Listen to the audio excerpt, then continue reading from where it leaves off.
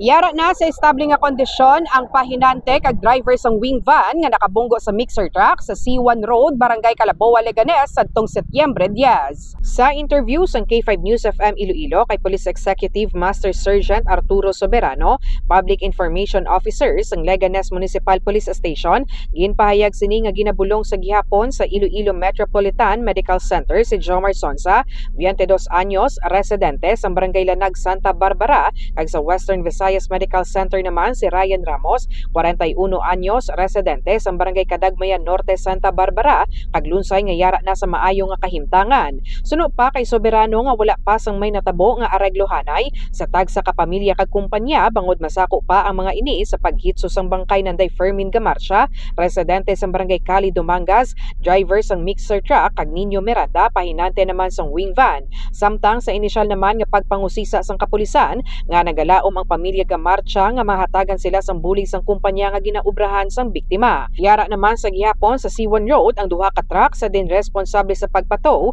ang kumpanya sang wing van kag temporaryo nga iga-impound sa Leganes Municipal Police Station.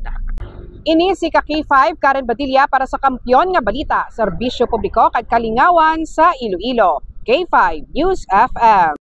This news is brought to you by, do you feel tired all the time? Do you have frequent infections? Do you have always cold? It's a sign of low immune system. Boost your immune system with Clinica D3 Bio, antibacterial, natural antioxidant, immune system booster. Clinica D3 Bio has vitamin D3, lauric acid, and monolurine to fight against all viruses. Try Clinica Vitamin D3 with Coccus nocifera.